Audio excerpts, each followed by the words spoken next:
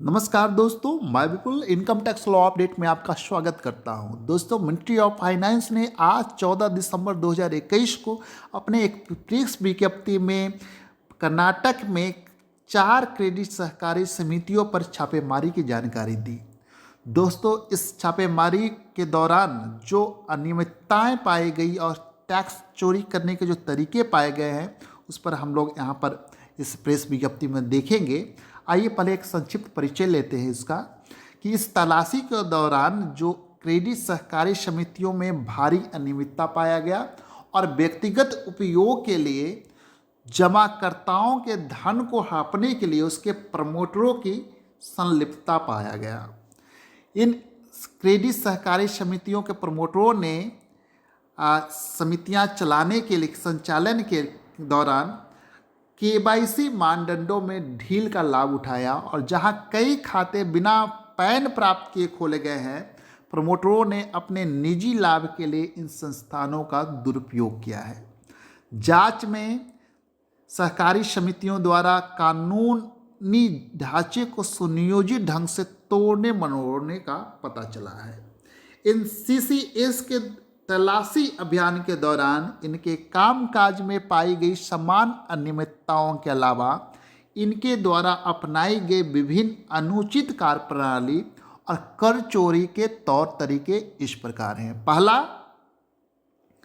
ऐसा ही एक सीसीएस अपने ग्राहकों को चेक से प्राप्त राशि को नगद में लौटाकर फर्जी बही में दर्ज करने की सुविधा प्रदान कर रहा है। उक्त सीसीएस ने अपने ग्राहकों से नगद जमा स्वीकार करके और आरटीजीएस के माध्यम से उन्हें वापस कर बेहिसाब धन को वैध बनाने में सक्षम बनाया है। उक्त सीसीएस को सीसीएस के कुछ गैर सदस्यों को काफ़ी ऊंची ब्याज दरों पर अल्पावधि ऋण प्रदान करने में संलग्न पाया गया है। यह उल्लेख करने की आवश्यकता नहीं है कि कर्ज पर धन देने के कारोबार के लिए सीसीएस के पास जरूरी स्वीकृति नहीं है। दूसरा, नगद में एकत्र किए गए कुछ कमीशन के बदले में अपने ग्राहकों को एक अन्य सीसीएस द्वारा नकदी सावधि जमा एफडी प्रमाण पत्र जारी करने के कुछ उदाहरण भी पाए गए हैं। वित्तीय संस्थानों वाणिज्यिक बैंकों से ऋण प्राप्त करने के लिए ऐसे एफडी प्रमाण पत्रों का उपयोग इसके ग्राहकों द्वारा जमानत के रूप में किया गया है। और तीसरा, सीसीएस में से एक प्रमोटर वास्तविक सदस्यों द्वारा उनके द्वारा नियंत्रित संस्थाओं या उनके सहयोगियों को बड़ी ऋण राशि प्रदान करके जमा की गई जमा राशि की हेराफेरी करने में लिप्त रहा है। साथ ही कर्मचारियों और अन्य के नाम से 100 से अधिक बेनामी खातों का पता लगाया गया है और ऐसे खातों को प्रतिबंधित कर दिया गया है। चौथा, सीसीएस के एक ग्राहक जो ग्राहकों से पुराना सोना खरीदने के कारोबार में संलग्न है, इन लेन देन में 20 करोड़ रुपए तक की आय से बच निकलने के लिए बिक्री को दबाने के लिए लिप्त पाया गया है।